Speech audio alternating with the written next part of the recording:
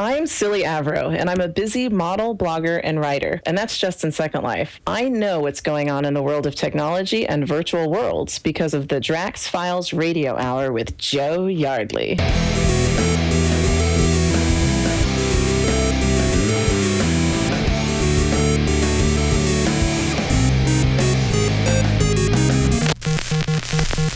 Hello there and welcome to the Drax Files Radio Hour with Joe Yardley, Season 2. My name is Draxter Dupre and thank you, writer and model and good friend Silly Avro, who we heard in the station ID. We're back with the winning format. And what is the winning format, Joe? It's having you on the show. Yeah, it's mostly you talking nonsense and irritating everyone, and then I say a few interesting things that are to the point. Right, you say something like, shut up, Drax, and then you bring in the facts and people kind of love that abusive relationship somehow. I haven't even started yet. Well, you've been away far too long. What have you been doing all this summer? What I do every summer, work. I haven't been on holiday for 5 years. You have been upgrading a lot of stuff with mesh. The Hotel Adlon in 1920s Berlin is mesh. Yeah, the entire city has to be meshed before I can move on to a next project. So, that is pretty much rebuilding a city from scratch. If I had to make mesh with something like Blender, for instance, my head would have exploded by now because I can't do that. The software somehow just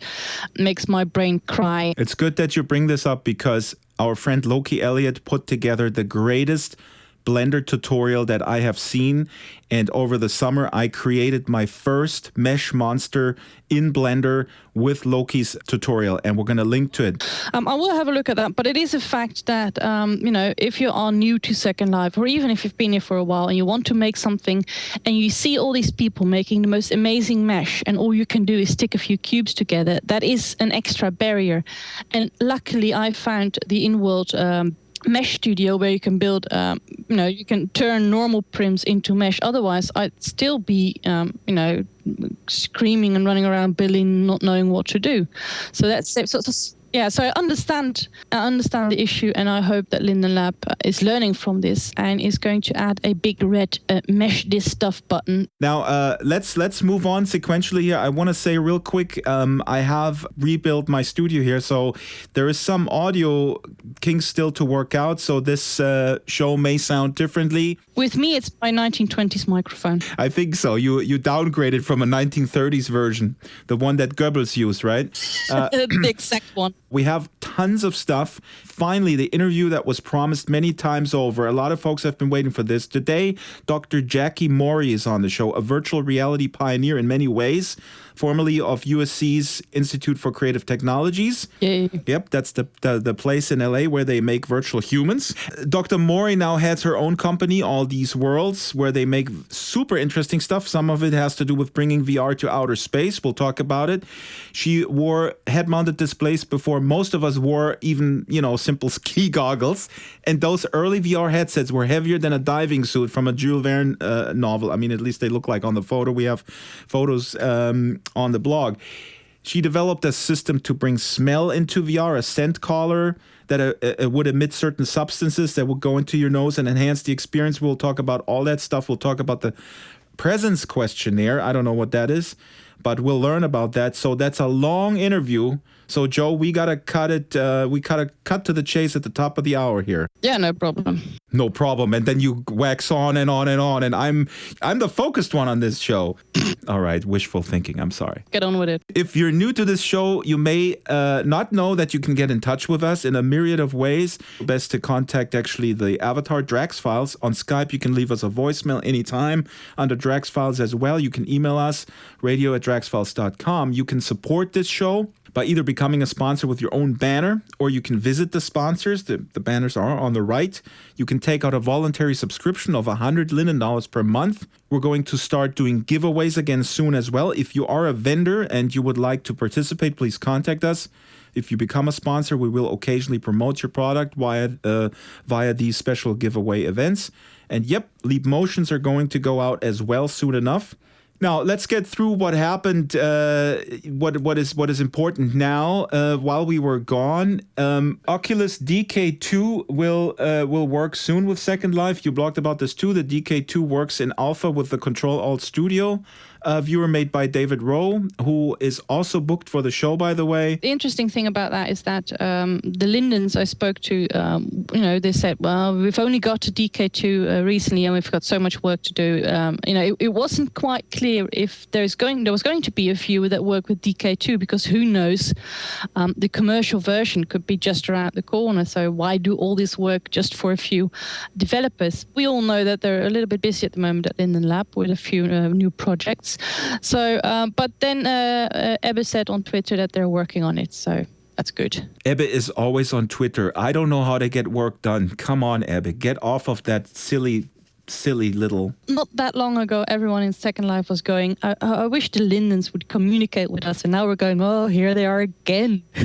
I'm also going to link to Loki Elliott, again, blogged about the DK2. He, of course, has it. He says it's a little bit meh yeah. and kind of critical of Oculus. And so that's good because, Joe, you may know or not that we are accused of being Oculus sort of fanboys, fangirls. Well, I'm not a girl, I'm a woman. But yeah, but I haven't tried the DK2 yet. So, and I can only, say what I've tried myself. And DK1 was awesome. So I'm not taking that back. I don't care what anyone says. Now, big news. Samsung is on the VR bandwagon. Samsung, with the blessing of Oculus. That means that big VR companies are, instead of being each other's opponents, they are actually working together. And that is good for everyone, for them, but also especially for us VR users. But what are they doing? I mean, are they making their own headset now? I mean, isn't that like totally in competition with Oculus itself then? Well, sort of, except of course that they're working together. It's also wireless, and that is, again, a big step forward. Something that was to be expected, of course, because eventually everything has to be wireless these days. But they've done it, which is exciting. So Oculus may really outsource the development of the actual device to Samsung. I don't think so. They are still working on their own headset, and they've got more money than God. So that's that their headset is still going to be there, and they know that they better make one that's better than all the others. So I bet it's going to be wireless and it's going to have higher resolution, because if they are finally, after all these years, going to bring out their Oculus Rift and it's just not as good as the others, then they're going to be a laughing stock. I'm reading here on the Road to VR blog, our favorite blog, except for Inara Pay's blog and all the other great SL blogs. My blog. And your blog. But they're writing here also, Paul James wrote yesterday that the Oculus has a Oculus Cinema and an Oculus Home and Store that are in beta. So you can go in and you can purchase experiences. Yeah, so you can go into a cinema and watch a movie in VR. Where have I last done that? Okay, let's wait with that cynicism for a little bit later. We have it every show, and that's fine. But I think that is major because the race is obviously on. If they offer that store, which is basically a virtual app store, if you will, for VR experiences, that is huge. That is also a final phase part of production. You're not going to develop that unless you are pretty close to going public with it, because they're paying for it. It's costing them money to have this run and work and developed. And if it's only developers who've got access to it, they're not going to make their money back. So I bet that it's coming. It's probably going to be early next year. That's my guess. But so what do you think? Because this is, I think, the overall theme that we're always talking about. We're both big fans of the metaverse, of that continuous experience where we're interfacing with our avatars. But here, these guys seem to bank on people enjoying more sort of, dropping in, turning it on, and then having a singular experience, and then putting the thing away and doing something else. So is Second Life the concept of a continuous metaverse like Second Life, or High Fidelity for that matter? Is that outdated? I think it's both. I think people will want to do both sorts of things. Just like, some people use their computer for watching YouTube videos of kittens, while others spend their entire evenings doing stuff on it. I can see people using virtual reality just to go training, get a bit of exercise, or to watch a movie together with the entire family. And there will be people who want to do more. I think I've written about that in my blog. I think that that virtual reality is going to be part of pretty much every aspect of our daily lives soon.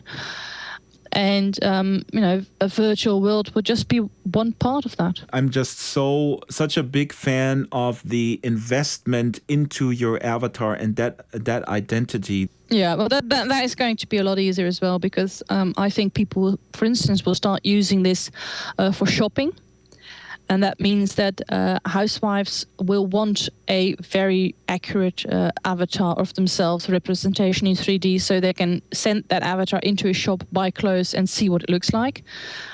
And a generic avatar won't do if you're going to use it for a lot more than just jogging. Don't you think we should dream bigger? We should dream the dream, or we should aim for something more sort of that encompasses everything. I mean, those types of dreams that Philip Rosedale was putting forward when the original vision of Second Life started, and what he's essentially repeating now with High Fidelity. That's a place where we're all together and we have these identities and we can go to places, and it's this one big continuum, just like the real world, but made with pixels and not just these sort of in and out experiences. Maybe people want both. I mean, I don't want to take my Second Life avatar and go, shoot Germans on the beaches of Normandy, because that's not something she would do. But I still want to go, invade France or something. You would be okay with a fluid changing of different identities depending on the experience? I'm okay with having as many toys and tools and gadgets and ways to play and learn and do stuff as possible. If I want to use a super multiverse world to do something, I would love that. But if I have to go and go to another website and download a 3D shop to go there, I'm fine with that as well. It all depends on what I want to do. I'm sure that not everything I want to do fits into one metaverse where it will seamlessly all be linked somehow. But if they can do that, sure, fine as well. I want that all in one type thing, just like the real world. I'm going outside of my house, I'm walking down to the store, and then I walk back, and then I take the car maybe over here, I take the bike over there, and it's all interconnected. Yeah, that would be great. But if it's not that connected, or not at first anyway, I'm fine with that as well. I mean, I'm willing to just go along with the ride and see whatever it takes, because right now, if I want to play one game, I have to go and download it and start it up and have my avatar, and then I go to a different game and have a completely different avatar and a completely different way of how it all works. If you could somehow make that a little bit more similar, that'd be nice. But in the end, it only takes 3 minutes. And I'm not arguing that this is an issue of a time investment, but it's an issue to me of having your identity. So but that's maybe because I'm just not a gamer. I'm just really invested in my avatar. Do you have many avatars or just one? I have a few alts, but they have no significance other than I'm using them for filming. They're little puppets that I use for filming. So I even have two alts that look exactly like my main avatar, where I sometimes go in undercover when I don't want to be bothered. But it's really fascinating to me. And Kiana Reiter from Mad P said the same thing. She has an alt that she sometimes uses when she needs to be undercover and work on things, but she has no connection to that avatar, and she doesn't even remember the experiences that she has in world in the same visceral way that she remembers them with her main avatar. And I feel exactly the same way. So that when I go on an adventure game or some type of outing with my friends in Second Life, I only feel the connectedness when I'm in my own skin, so to speak. Everything else feels weird. It would feel as if I would in real life cut my hair and wear a 3-piece suit with a tie. Fake. I'd love that. It will never happen. But, that all may change if suddenly in the metaverse you're going to use that same avatar for completely different things. That is true. For something that you would never do in Second Life. What if, if you're going to go shopping or do an interview related to real life, there are moments when you may have to use a different avatar, and you may like it, and then all of a sudden you've got 2 or 3 avatars, and then things become a little bit more complicated, perhaps. I think the best of both worlds would be, in fact, if I, to take your example, if I wanted to go shoot Germans in a reenactment, then you would take your main avatar, but you would dress that avatar appropriately for that particular experience. Yeah, if you come to Berlin, you cut your hair. Exactly, same thing, yeah. And I have a nice suit made by Damien Fate. Damien, let me know if that's your suit. I don't know where I bought it. Anyway, Road to VR also reports that the Samsung Gear headset, these specifications will link to it, is less than 20 millisecond of latency, 96 degrees field of view, and all the good stuff for the folks that love numbers. They have to be better than everyone else, because people are going to be really annoyed if they aren't. And Apple is really annoyed right now, unless they have for their September 9th event something other than the iPhone that they will present. Or maybe they're going to release theirs completely out of the blue 2 weeks after the Oculus Rift comes out, and it's better and cheaper, and well, not cheaper. Apple doesn't do cheaper. It will look better. They'll probably make it look better. And they have the App Store. If they just sort of 3D-ify the App Store... I don't want to shop in 3D. I hate shopping. You just mentioned shopping in 3D earlier, housewives and all. It's an example, but not for me. I mean, I hate shopping in real life. Now, you also mentioned real briefly that Facebook is deleting avatar profiles, which to me, again, shows that Facebook, if they are the winner of the metaverse race, verse, whatever, I don't think that they will have interest in sort of exploring alternative identities, and that's a shame to me personally. In 2011, there was this entire wave of people having their Facebook accounts deleted, and back then I didn't know anyone who lost their Facebook account. So, but it was happening, and suddenly over the last week, 3 or 4 or maybe even 5 of my close friends were all removed. We still don't quite know how they do how their system works, how they track people down. Probably have an algorithm that kind of scans through it continuously and just flags certain types of behavior. But I want to stress that, and I posted a comment too on your blog, that Facebook makes money by selling profiles of real people, consumer profiles of real people to advertisers. So if my consumer behavior is tied to my avatar name, then that has a certain value to an advertiser, because then they know that Dragster Dupre shops a lot. Linden Lab would love to know everyone who's ever looked up anything about Second Life, so they can send them a bikini picture. But the problem is that the avatar profiles, while Facebook undoubtedly gets a lot of information about the behavior, they don't get a clear picture, for example, about how old that person is, where that person lives. If they change their software or adapt their software to this, which would not be that much of a difficult of a job, they would know that even though the avatar does not give you information on where they live and things like that, they do give you information on the kind of games they like. For instance, I'm on Steam, Steam, where you can download games.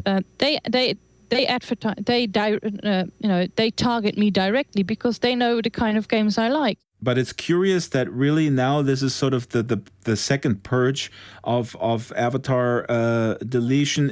Maybe this has been going on since day one, but it's just when it happens to friends, you notice it. Let's go to our feature section, and it just occurred to me while we're taping this. This is called the Drax Files Radio Hour, and usually, unless we're off season, I edit this down to exactly 1 hour.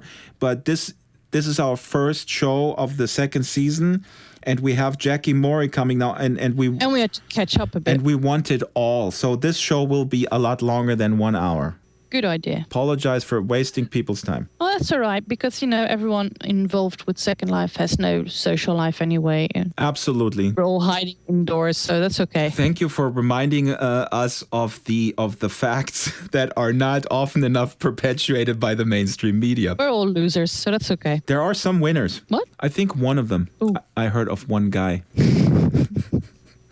Yeah, Stephen Fry. He's doing okay. No, Drew Carey.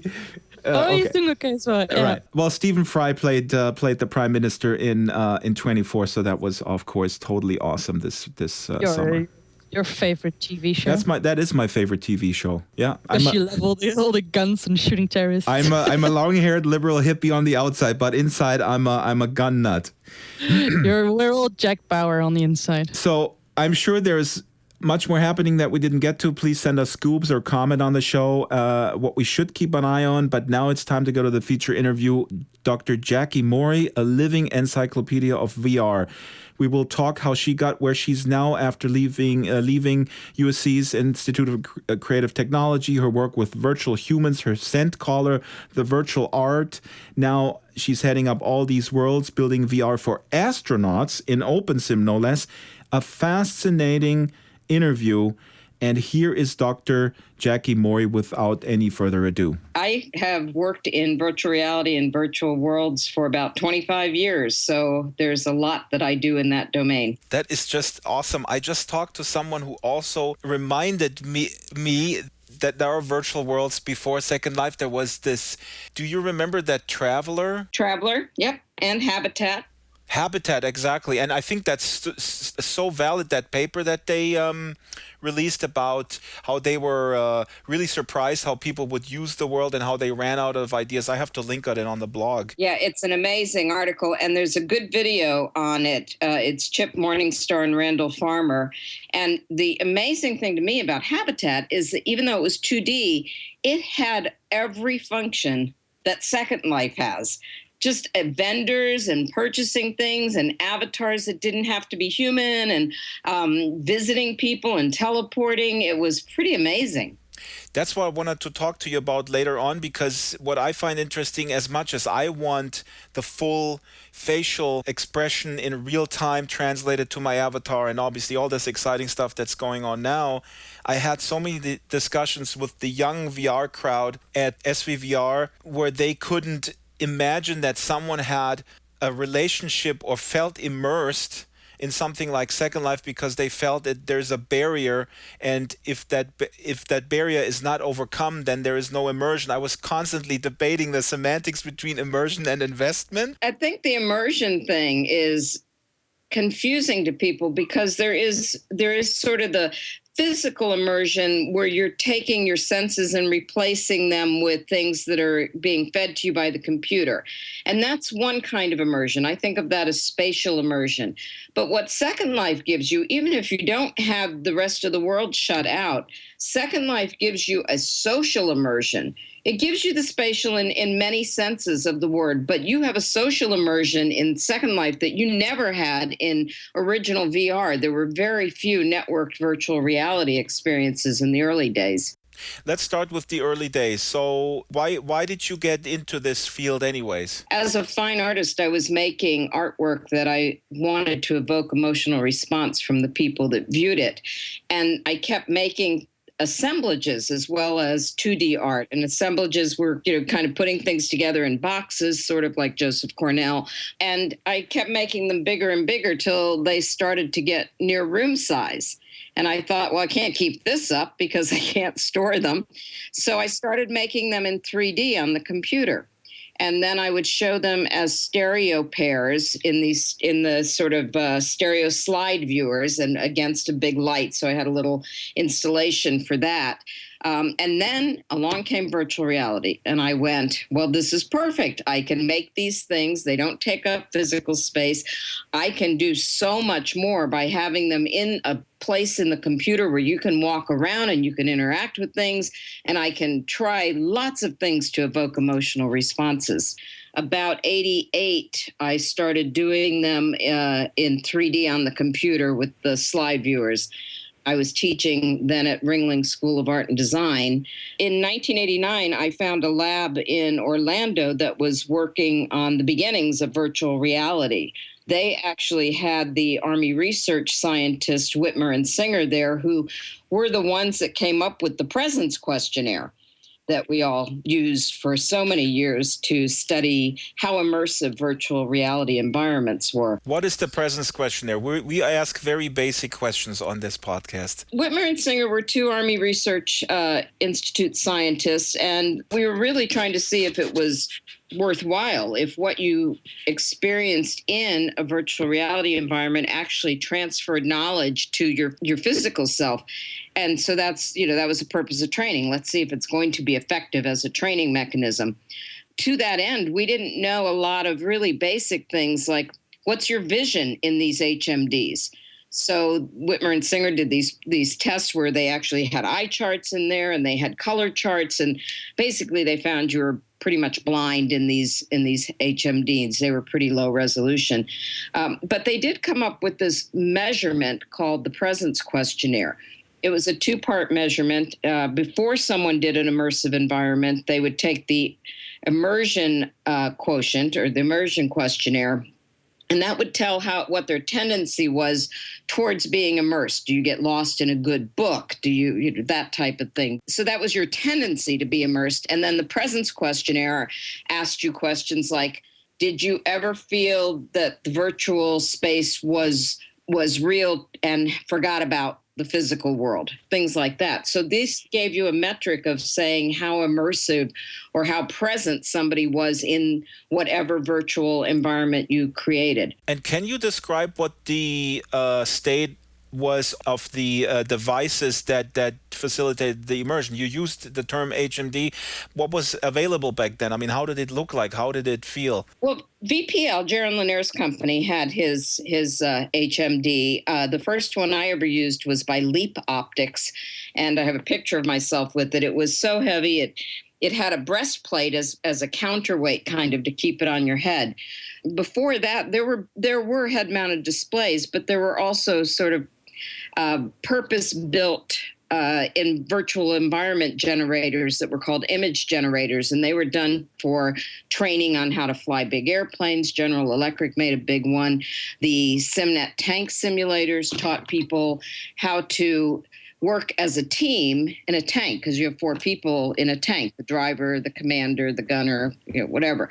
And so we had some of those in this lab I was working in, and they were beasts to program and to work with. They were not something you just sat down and did. You had to do these extensive builds. They were written in esoteric languages. And then along came SGI. So SGI was a computer company that was focused on bringing the best 3D graphics to the average user. Now, the average user would have to shell out $40,000, $50,000 for a machine, but it was better than the $5 million image generators that you could possibly get your hands on. So we used these silicon graphics machines and connected them to these kind of new head-mounted displays like the Leap Optics, like Fake Space Labs had a boom that you could pull the head mount up to your eyes, and then it was counterweighted so you could push it away easily. So we could hook it up to those type of things, and it had really nice graphics, 3D graphics. It had an engine called the Performer engine, which allowed you access to a scene generator, and you could program your worlds this way. So you would have to write code. You would have to get a 3D modeling program and model all of these things. And most of them didn't take your normal OBJ files or things that come out of Alias Wavefront, Maya, those type of things. They used some fairly esoteric programs like Multigen, which put out a flight file. So you could then bring that 3D graphics into Performer and then put on a head mount and walk around in the world you'd built. It's amazing. So we're talking now the early 90s we're talking about now. Yes. Were they all attempting to go into the consumer market, to your knowledge, or were they always just supplying military and research institutions? Was there ever an attempt to go consumer at that time, other than the virtual boy? Absolutely, there was. I mean, Jaron Lanier, you mentioned. But Jaron Lanier had a company that was selling the equipment and not necessarily selling pre-done experiences, but you could use his equipment to make your experiences. There were several areas that were using the equipment when it got to that point in the early 90s. One was artists. So there were a number of artists who were able to get access to the equipment, either by kind of working their way into a laboratory like me, or the Banff Institute did a virtual reality summer where they brought in artists to work with technicians and the equipment that they had there. And that was an amazingly fruitful summer. Brenda Laurel and her team made Placeholder, which to this day is one of the best VR experiences out there. Diane Gromola made a Dancing with the Virtual Dervish with another person. There were just a number of very interesting pieces that came out of that. And there's a couple books on the artwork that came out of that. But in the consumer market, there were places like Matsushita did a kitchen showroom that was virtual. So Japanese housewives could actually go in and put together a kitchen, see what it was like to turn on the faucet and make sure everything was in reach for themselves. So there were some kind of interesting but a little crazy applications like that. The entertainment industry was the other big industry looking at this technology as a possible thing for theme parks or location-based entertainment. There were big issues, not only the cost of the equipment, but the fact that it took so long to get someone through even a 5-minute experience because you had to suit them up. You had to make sure the head mount worked. You had to sterilize the head mount between visitors. There was just and it took somebody doing that. So it took a full-time person for each person that you put through the experience. So it never caught on in a big way in the commercial entertainment area, but there were a lot of very interesting things that came out of that. Disney's Aladdin ride was probably one of the ones that people got access to the most, but there was Battletech, which was a networked thing where you could go on your lunch hour and play with the team and have scores and ongoing tournaments. There was Dactyl Nightmare, which was another networked piece that was kind of a 3D chess game, although mainly you were blowing each other up, and you had very, very polygonal avatars that would kind of explode if you managed to get the other person. And if you waited too long, the dactyl bird would come down and pick you up, and your viewpoint in the head-mounted display was like you were being dragged into the air looking down, and it was very unnerving to people. Was there a point where you felt immersed, or was there always the point of where you say, well, I'm aware that I'm just in this thing because primarily the content was just so non-realistic that I was always reminded that it's actually just a simulation? I've thought about this question for a long time because at some point we're all very conscious about our surroundings. So even if we are in a virtual world that is fooling all our senses, and it doesn't have to be photoreal, it needs to be what I call feels real. It needs to access some of our cognitive mechanisms to tell us that we're having an experience. It may not look like everyday life, but we're having an experience.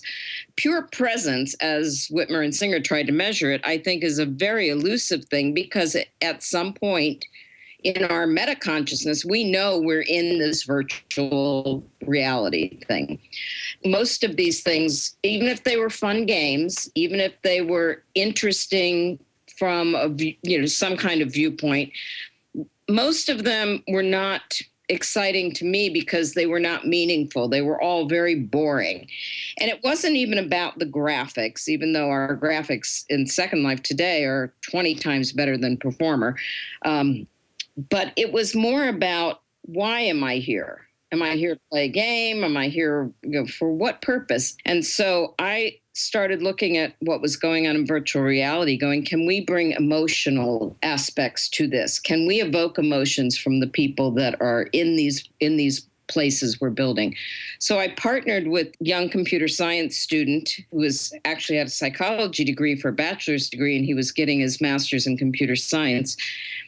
And together we embarked on this project called Vertopia, Vertopia was a series of 3D virtual reality environments, each one designed to evoke a different emotional response. So one person put the head mount on and they were flying over sort of a very bleak desert, and they might find an oasis. And if they stopped at the oasis and went into the pond or the pool that was there, they would be transported to a different virtual world. Our first virtual world that we made for them was a 30-foot high spider on a blood red background. And you were kind of on a web, and the spider was moving around. So that was enough to unnerve some people right there, even though it was a cartoony looking spider. We wanted to evoke a range of emotions. So we programmed him to have 8 states, and it could be ignore, walk away, interest, attack, or actually kill. So we had 8 of these. And what we did was each one was randomly generated. Like you didn't do the same thing every time to evoke the same response in the spider. So one time you might move towards the spider and he might run away. And one time you might move towards the spider and he'd attack. But every motion of the spider was tied to a heartbeat rhythm. So ignore was a very slow heartbeat. Attack was much faster, and kill was totally off the wall, in terms of the heartbeat syncopation. That started something in the viewer called entrainment. So when you hear a beat, music or whatever, your body rhythms tend to entrain to that. So it was a very quick thing to entrain to the spider's heartbeat rhythm, and it made people much more anxious and much more scared, and we did have people rip the head mount off and run from the room. Wow. I was just asked today if I would write a book on the history of VR, because I come at it from so many different angles, from the art angle and from the making meaning angle and from the military training angle and just from the testing angle. I think there is no doubt that you must. The lack of historical knowledge, in my mind, is a problem in society overall when it comes to political, social, and movements and stuff like that. But in VR, it's also a problem. Yeah, I agree. You can solve it. When Mark Zuckerberg put on the head mount and went, oh my gosh, this is absolutely amazing. It's exactly what we all said in 1988, 1989. But none of us had a couple $2 billion hanging around that we could invest in something. So it's a very exciting time because the enthusiasm's there, the money's there, the prices for a head-mounted display. I mean, I can't believe we can get one for $300. The last one I bought was $20,000. Okay, so let's go sequentially then forward. So you have this stuff going on, Vertopia. After Vertopia, I was brought over to Walt Disney Feature Animation to set up a training program for the artists who needed to know the computer side of things, the technical side of things, as well as the more artistic hand-drawn animation, how to tell a story, that type of stuff. So I had been teaching animation for a couple years, and I thought it would be a great way for me to learn to tell a story, because Disney is sort of the temple of telling stories in many ways. So I had a great time at Disney. They moved me to California, which was another interesting change in my career path. And while I was at Disney, there was a workshop put on by the National Research Council, I think it was. They did this workshop where the military people were going, how come Hollywood gets so many people interested in its games and its movies? We need to figure out how to make training for the military like this. So they did this workshop called Modeling and Simulation, Linking Entertainment and Defense. And they brought in 55 people, half were entertainment, half were military. Ed Catmull, president of Pixar, was there. Jack Thorpe, who did the SimNet simulators, which were 250 of them networked together, by the way. It was massive. A lot of people who had done different things in both the military and in entertainment, especially the game industry, were there. We talked for a few days. Out of that came a book that was the record of that thing, which is available free online. So we'll put a link in for that. And out of that came the idea to start this Institute for Creative Technologies at the University of Southern California. And they said, well, what do you want to do there? And I said, I want to do emotionally evocative, fully immersive virtual reality.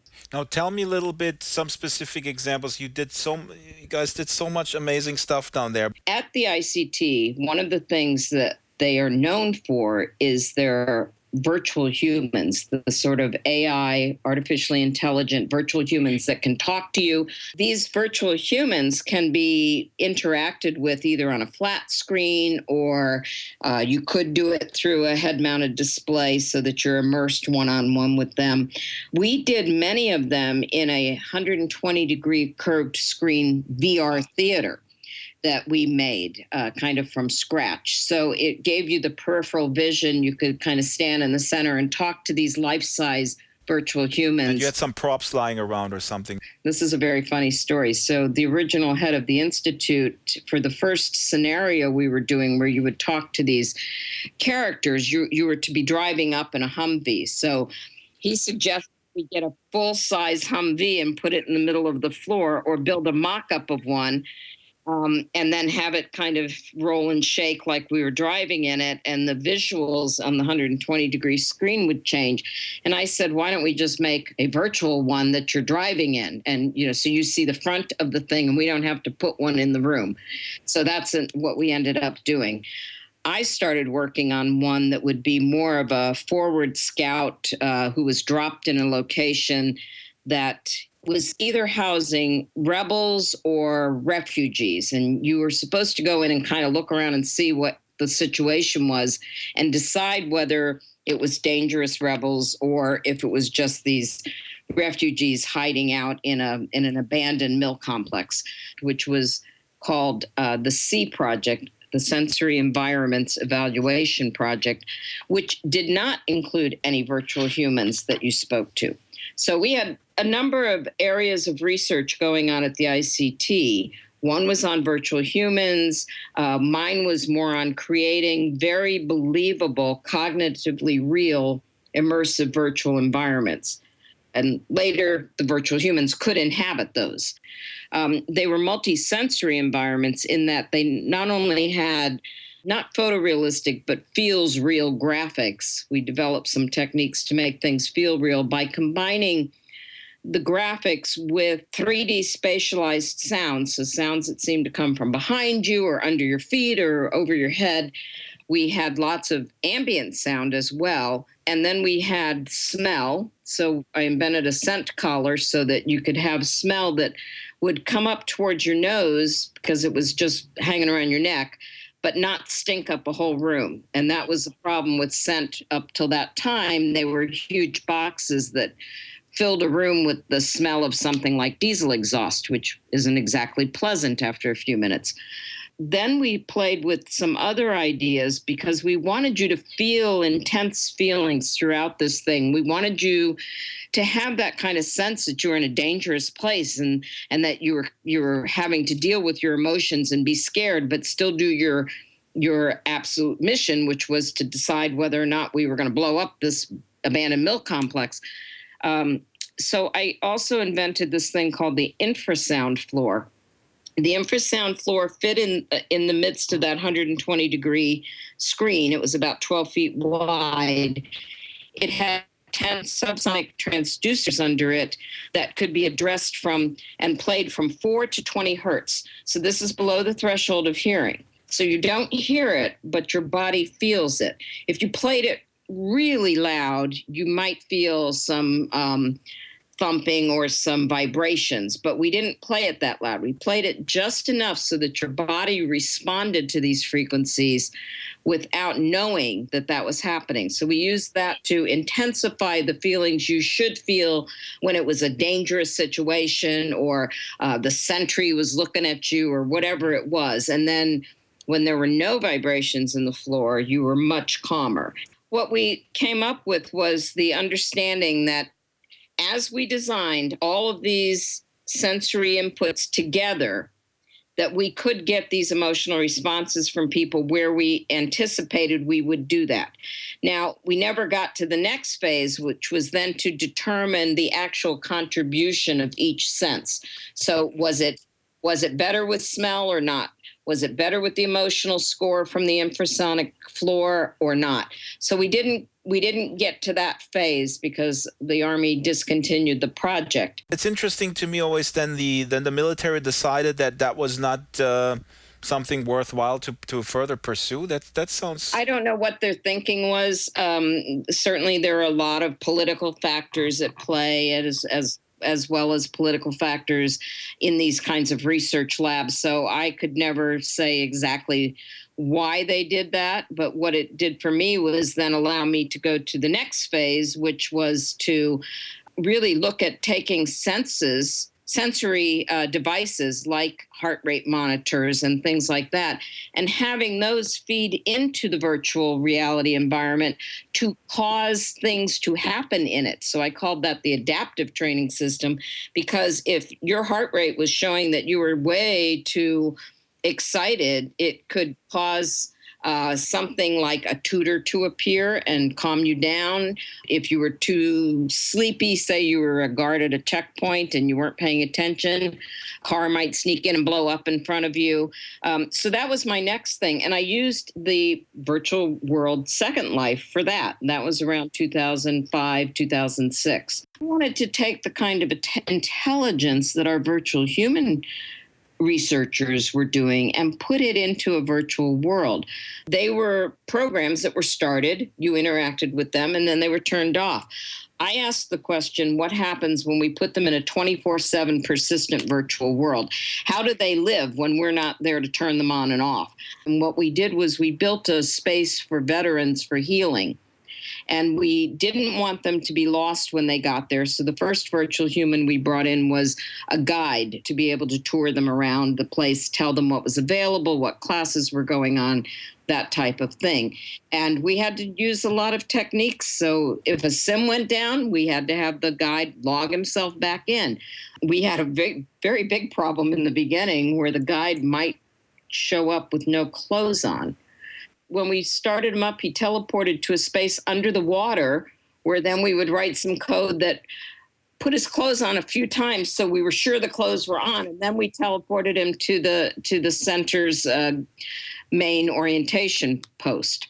So we had a lot of fun things that we had to do. We did a number of these for other purposes in Second Life. One was to talk to people at an Army place where they wanted to just get people to know what kind of careers were available in the Army, that type of thing. So we did another guide. If you asked him a question that he didn't know the answer to, he would send that question via email to an expert. So that expert could get back to him. It remembered your name. So if you came in, it would say, hi, Drax, I've seen you before. How are you doing?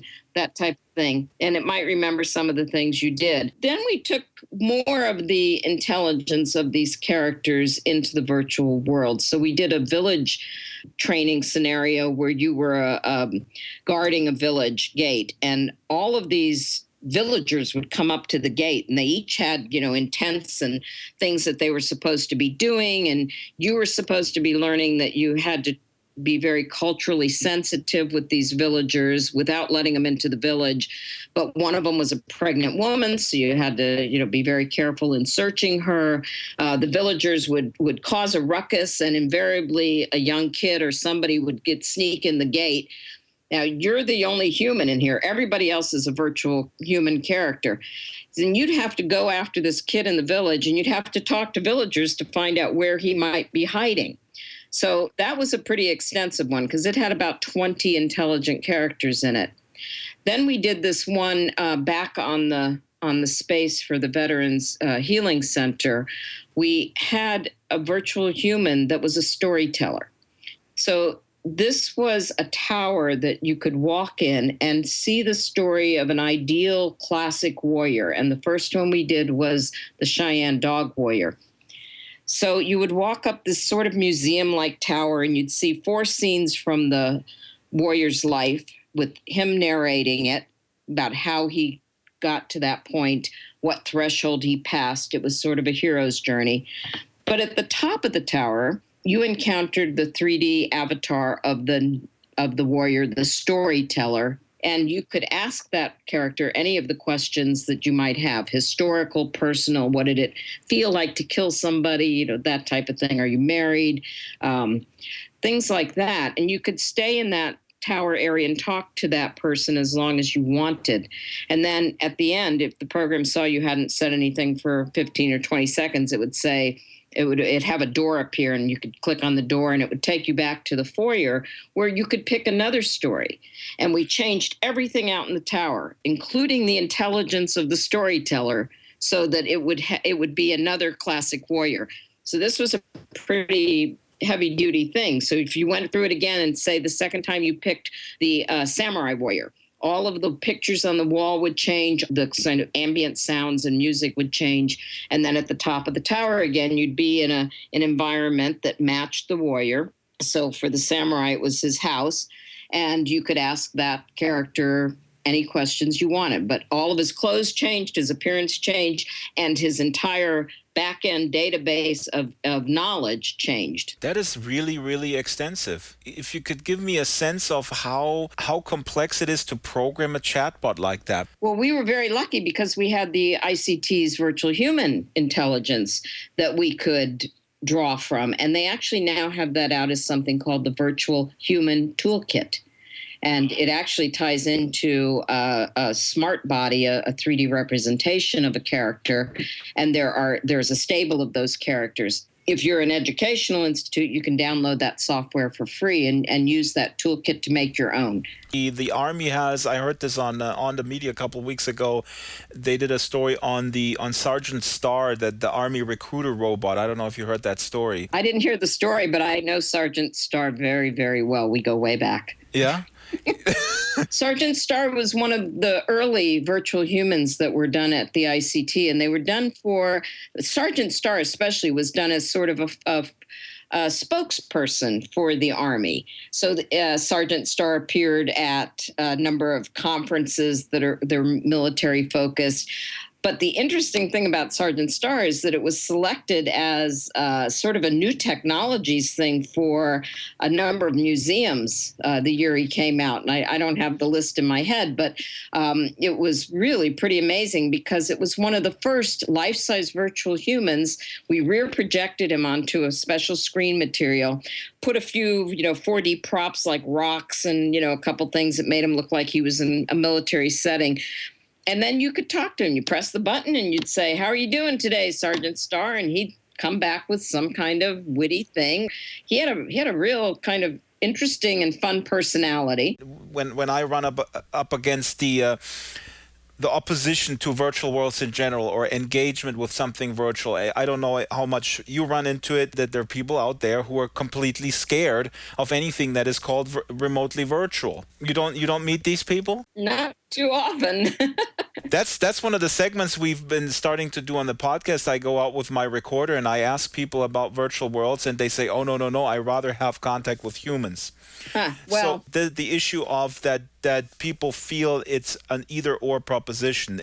When I go out here in town with my recorder, I can, within 10 minutes, I can find you 10 people who would completely benefit from all the stuff that you're doing, but who are completely scared and dismiss it out of other reasons. I think it's because they don't know it. There's an interesting movie I was in a couple years ago called Disconnected, and it's spelled kind of funny, like elite speak spelling. And Disconnected kind of takes that idea that Sherry Turkle had about Alone Together and makes a whole movie about it. And there are all of these experts, neuroscientists, psychologists that talk about this thing. And the whole movie, it's over 2 hours long, but until the second half, everybody's very negative. And then I come on and I'm like, and we can go in virtual worlds and we can be together, and we really are together, and we really are having these social interactions, and we really do get to know each other. And I'm like the Pollyanna in the whole movie, because I do believe that we are not substituting the humans for these, for something that's a game. We are actually human to human within these virtual worlds. There's so much we can do. One of the things we did in the Veterans Healing Center was we wanted to look at therapies that might be able to be deployed by the virtual world. And one was mindfulness. So this mindfulness-based stress reduction, which we selected because it had 30 years of evidence-based research proving that it was effective for a number of things, for pain mitigation, for just feeling better about yourself, for a number of things like that. So we started working with experts in this field, and we developed a whole way to give this to people through the virtual world. We had to develop new functions, new tools, ways for the instructors to find out if people were paying attention or if they had questions. So we developed all of these HUDs and things that make that easy for both the instructors and the people in the class. I was asked by NASA to look at how virtual worlds in general could help with a lot of issues that astronauts might encounter when they go on long duration spaceflight missions. They're going to be kind of trapped in a tin can for months at a time, and they won't have as much to do as they have, say, in the International Space Station, where they can look out the cupola and take lots of great pictures of Earth or have daily real-time video conference calls with their family. They need another way to really deal with the social and the psychological isolation. So I wrote the tech paper for them. They put it out. They put out a call. And with another company called Smart Information Flow Technologies that had done a lot of work for NASA's Behavioral Performance Group, we got a contract to build a virtual world for these astronauts. And we did that in 6 months' time last year. We used OpenSim because we had to have control of the servers. There will be a craft-based server and a ground-based server. And because of the communication delays, which can be up to 40 minutes, they're only going to be synchronized once or twice a day. But we built them about a 16 sim world, had virtual vacations, it had shopping malls, it had a communication hub in the center where they could go to a library, or they could go to the weather room and see weather, or they could go to a club that had videos playing of, say, stand-up comics. But the club is populated by AI agents who are also avatars, who are somewhat like an embodied laugh track for those things, so you don't feel like you're just sitting there listening to a comedian. Or they could be dancers if you turn that into a nightclub. We have art galleries. We have all kinds of things in that communication hub, and ways for them to have asynchronous, meaningful games or connections to their family back on Earth. So that's been a great project. We're just starting on a 2-year testing of it in a ground-based analog. So we're probably going to use the high seas one, which is a space big enough for 6 people to get locked away for a year, astronaut-like candidates. And they will let us know if this world that we're building is helpful for that kind of psychological and social isolation that they're going to feel.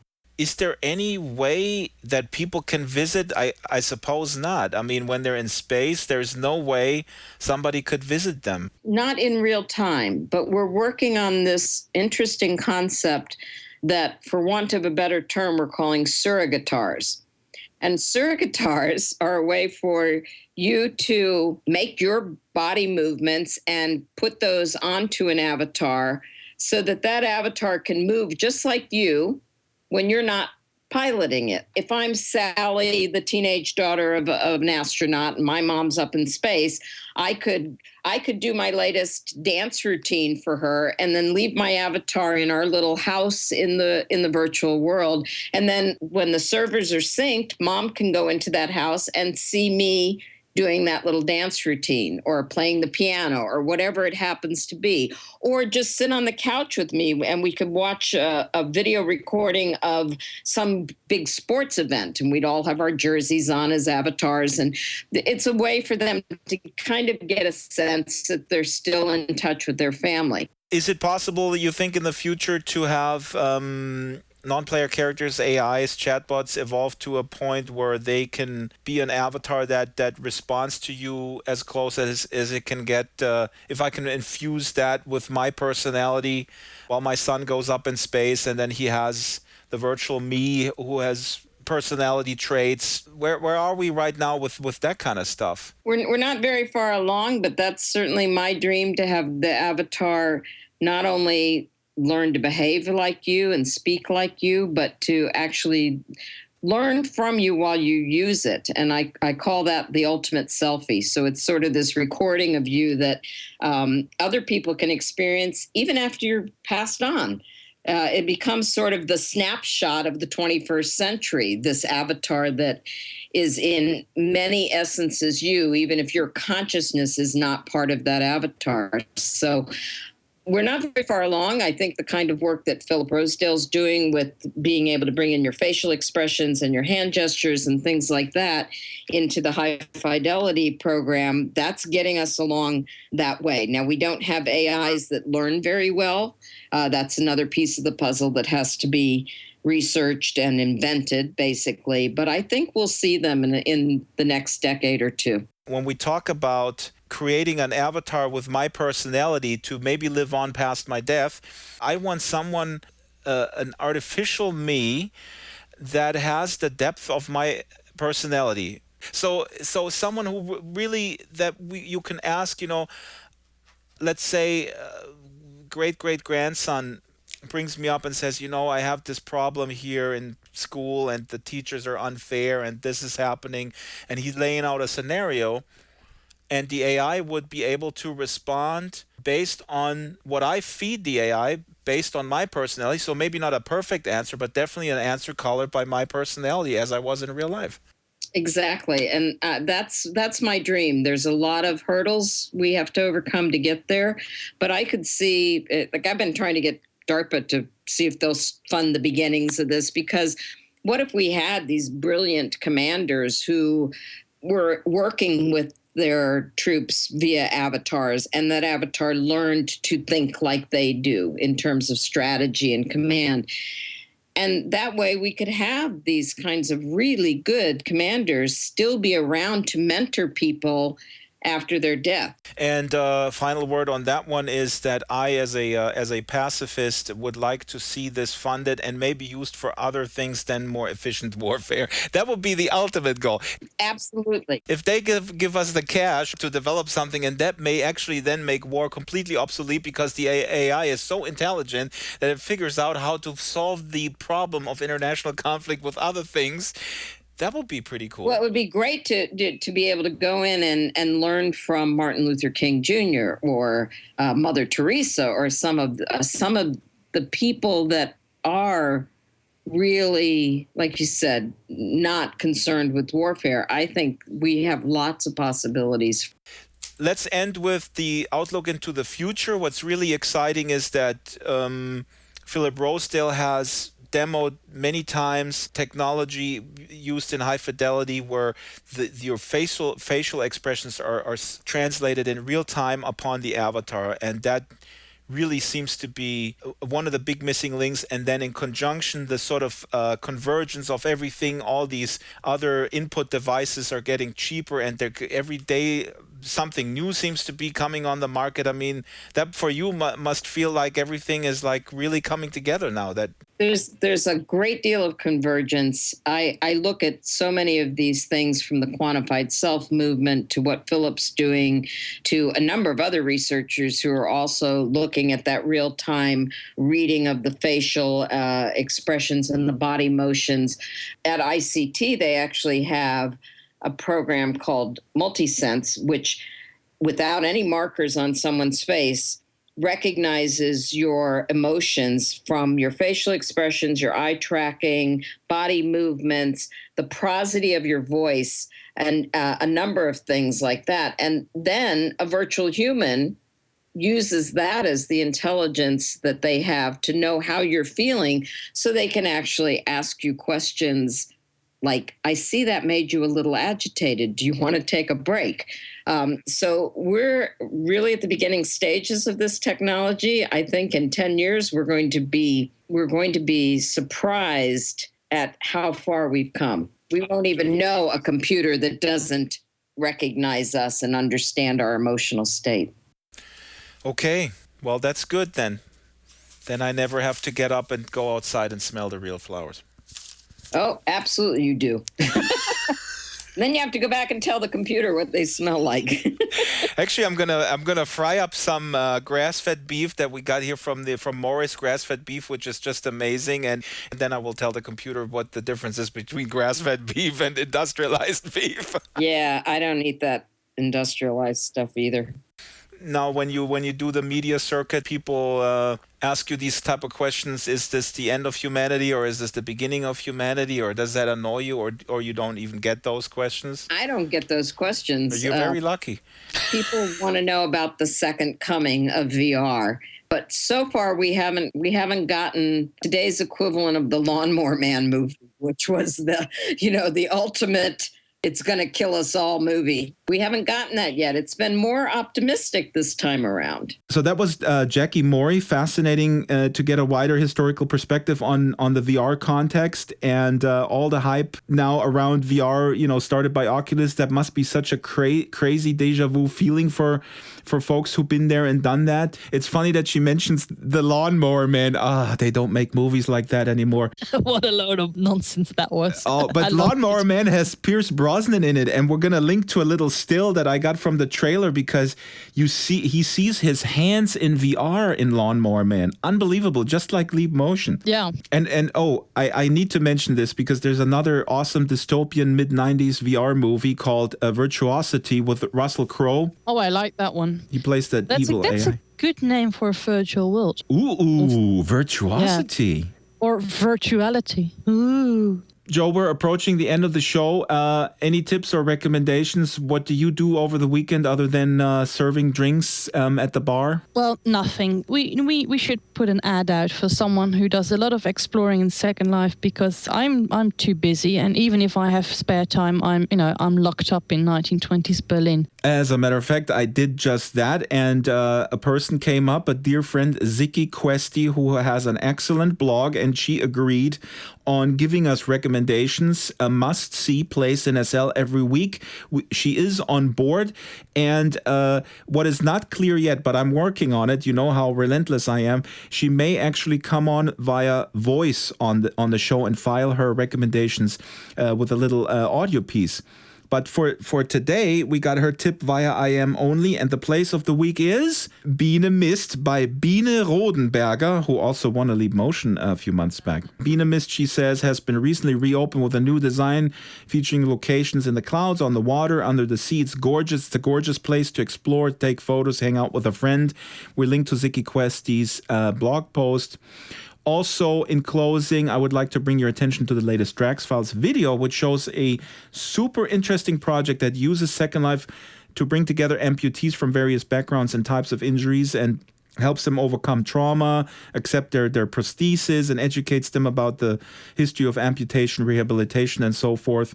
Watch it, share it with a skeptic. Yeah, it's another great video. I wanted to also say that this season is going to be amazing. I have 10 interviews on tape already that I have to edit, really fascinating people, and we have a bunch of people lined up, including some guys from Jaunt. They make 3D cinema. This is absolutely awesome. And, this is not virtual worlds. This is really real worlds and basically participatory cinema. I can't wait for that. That is going to be everywhere.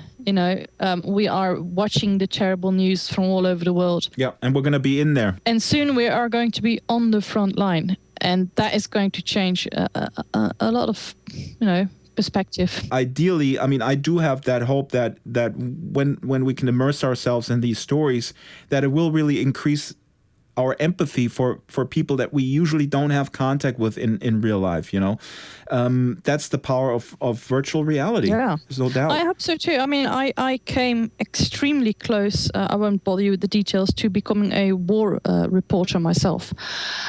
So I've always been fascinated by any way we can bring the news to the people at home. And even though I'm now completely the opposite and I just want to bring the past to people at home. But there's still this journalism itch.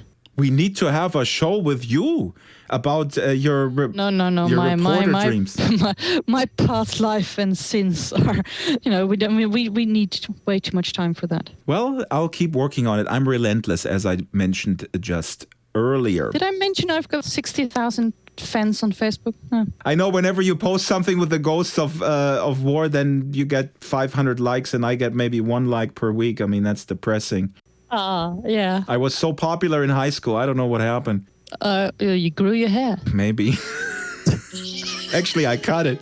Okay, we're going out today with our friend Vic Forcella, who heeded the call. We make every week that call, and he sent us actual audio via email. Can you believe this? This is awesome listener participation. Thank you, Vic. Here he is talking about what he thinks Linden Lab should prioritize with SL 2.0. So they shall win the race for supremacy in the metaverse. Good stuff. Listeners at home, if you want to say something and be sure that Linden Lab listens, send it to us. That's right, because we're the #1 propaganda channel. Thank you. Yeah. Have a great weekend, Joe, and goodbye. Bye-bye. Auf Wiedersehen. First of all, Second Life is a unique product. However, it was built on a concept that is now 12 years old. I am glad Linden Lab is building Second Life version 2. In my mind, I have explored on my blog on how that world could be. I'll highlight 3 of my thoughts about the avatars. There are limitations on avatar mesh that can look quite ugly at times, and the avatar skeletons. A new standard has to be set. A skeleton with limitations on bone movement. Movement will be based on skeleton limitations and user input, much less on animations. But it doesn't stop there. Creators can create completely new avatars, then create a skeleton. They can create the avatar mesh. They will set options and the client can change the appearance of the avatar, making each one unique. Amazing avatars will be possible. For instance, a spider avatar with 6 legs. Let's think about land. Humans need land. We are used to it by nature. But that doesn't mean Linden Lab should continue to use the current 3-coordinate system to map the world. It would be easy to add another coordinate. So a layered world built on 4 coordinates. Or, even more flexible, a vector coordinate system, or a combination of the 2. Land as we know it would remain where it is now, but there would be invisible layers on top of that. Those layers also hold land that could interconnect. From the ground, those layers would be invisible. You would have to teleport there to get to another layer. A complete sim could be placed on a small section of the map. In my vision, there will be only mainland. The lowest layer will have building limitations, so to keep that world appealing. However, the levels above that, the landowner will receive total freedom. Create land, set water levels, landscaping, set access control, maturity levels and giving a sim name, etc. Talking about simulators. The current world is simulated on a grid. As we all know, that causes problems when an avatar moves from one grid to another.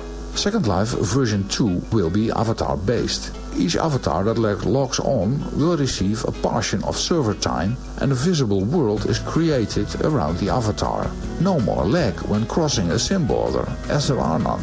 The avatar view will be taken into account, rendering the world with a resolution that does not depend on the resolution of the viewable items.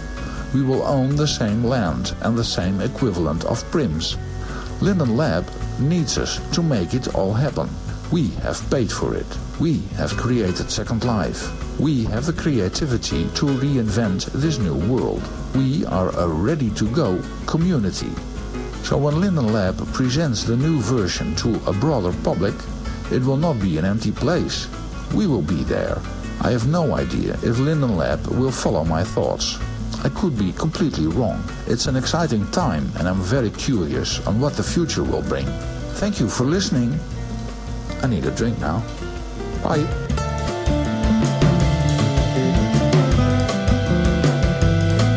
The Drax Files Radio Hour with Joe Yardley is a weekly production of Basic Drax Entertainment. The show supported by Leap Motion, SL Go By On Live, Stitcher, Paradise Lost in Second Life, Bot Girls Identity Circus, Carvel Design, Vika Creations, Humanoid Animations, Escapades, Botanical, Death Row Designs, Nantra, Angel Red Couture, Fallen Gods Incorporated, Blue Moon Enterprises, What's Next, Avacon, and Landscapes Unlimited. Contact the show via Skype, DraxFiles, Avatar DraxFiles, or email radio@draxfiles.com.